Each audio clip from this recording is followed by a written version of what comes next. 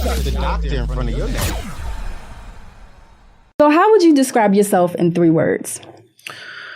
How would I describe myself in 3 words? That's a hard question. I would say fun. I would say loving, and I would say to a degree. Let me think about that last one. Because I was gonna say competitive, but not in the way that everyone competes to be better. Yeah. But more so compete to grow, compete to, do research and find new ways to explore.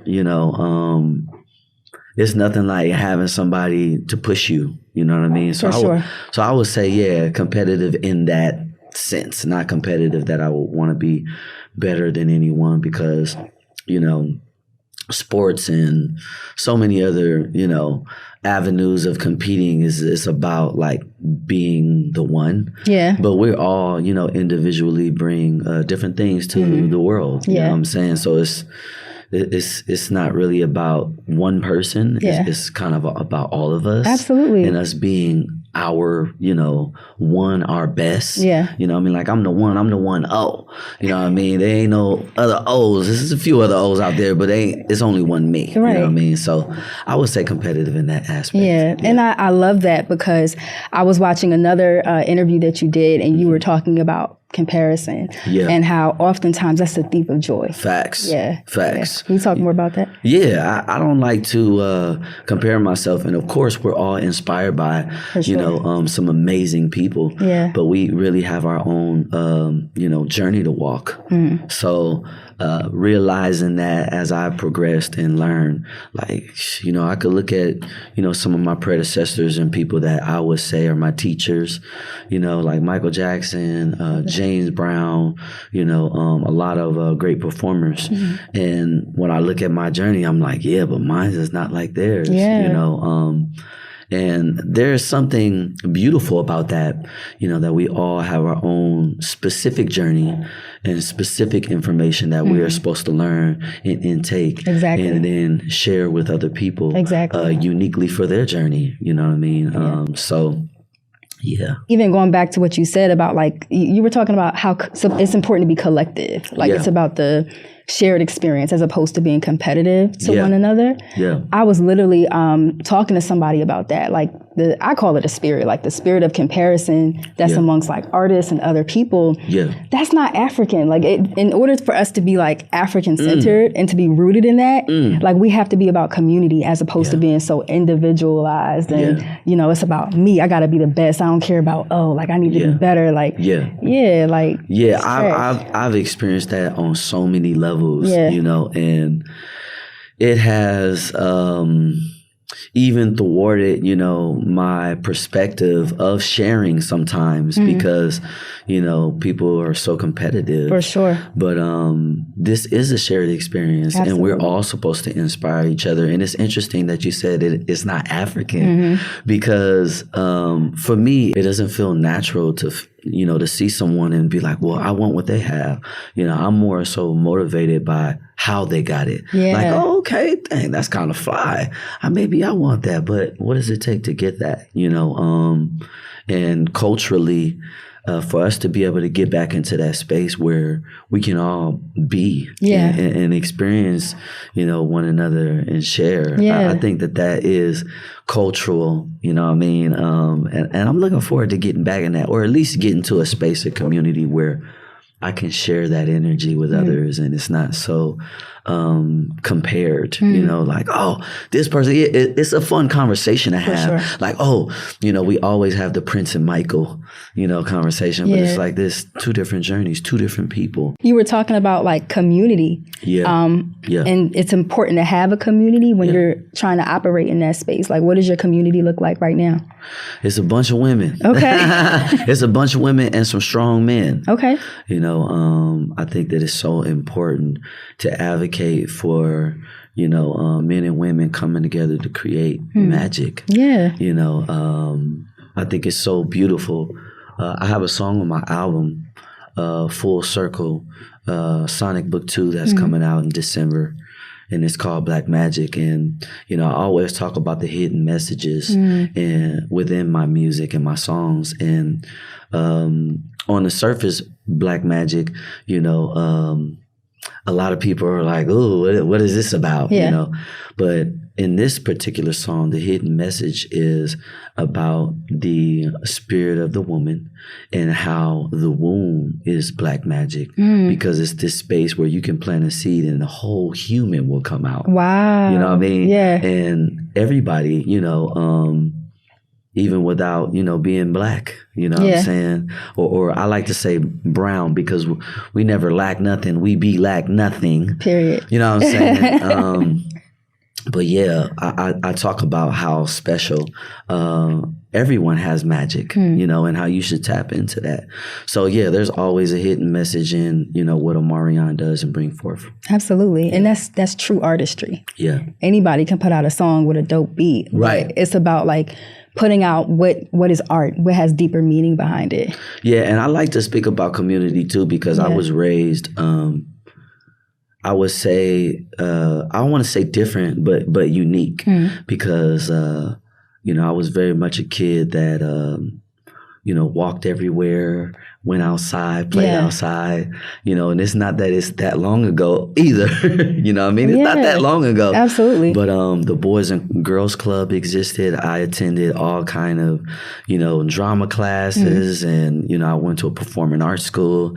So that's how I cultivated, you know, my skills and my connection to community because there was always programs and things that helped me engage and recognize and realize other people's culture. So that is something that I plan on, you know, I plan on creating a space where that can thrive again, you know, a dance studio or creative space where, you know, all cultures can come together and, you know, we can grow.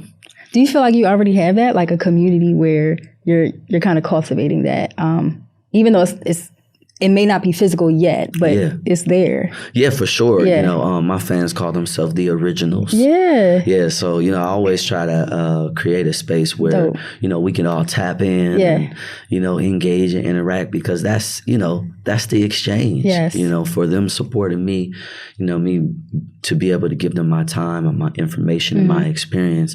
It's like a true exchange. So I do have a space, you know, even if it's not, you know, the old lounge or the old, you know, the Oasis or Oasis. Yeah, I like what you did there. Okay. But I do have a special place that, you know, if you catch your invitation, you're more than welcome to come in. Period. Am I invited? Of course. Okay. You already up in there. I'm there. You and your sister. Y'all hear this? Come on. We in there.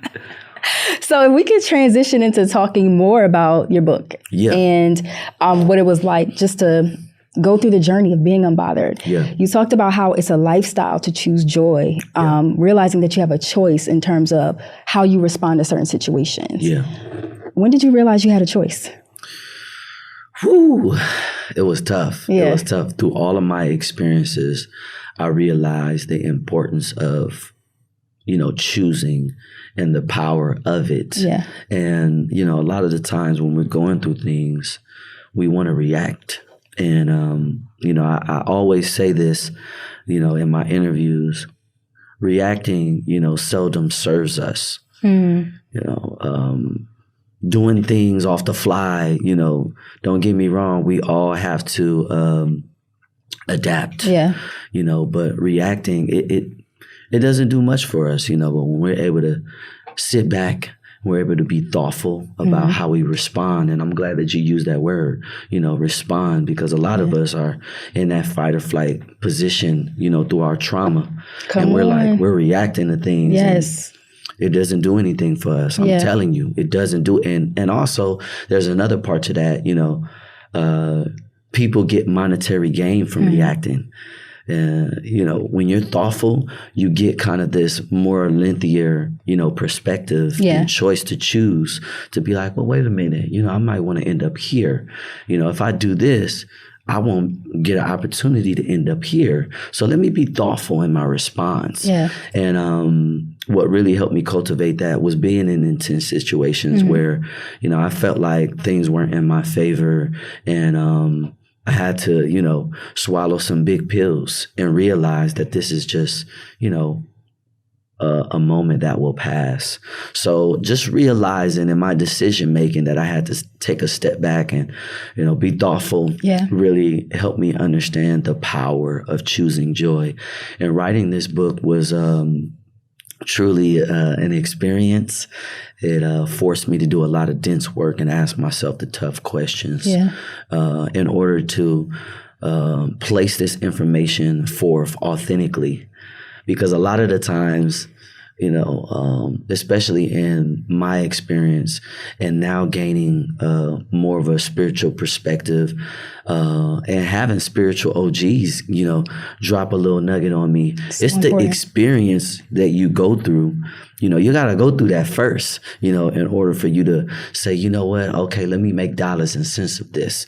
You know, Tupac has a famous thing. He says that you can get paid off your pain, you know what I mean? But you can't get paid off your pain if you know, don't reflect and actually go through the process of healing yourself. Come on. You know what I'm saying? So I went through that process, and I was able to pull those gems and, you know, say, oh, okay, this worked for me. This might work for someone else. Yeah. So I did the work, and then I arrived to being unbothered. You know, shout out to all my fans that dubbed me Mr. Unbothered. You know, but sometimes you got to sit still, and you just got to realize what people are trying to do, especially in interviews. And I always love to sit down, you know, with women and intellectuals and people that are, you know, thought leaders like yourself, because, you know, it inspires a different process. Yeah. You know, a lot of people don't realize and recognize that they have other lanes, you know, to choose. You don't have to always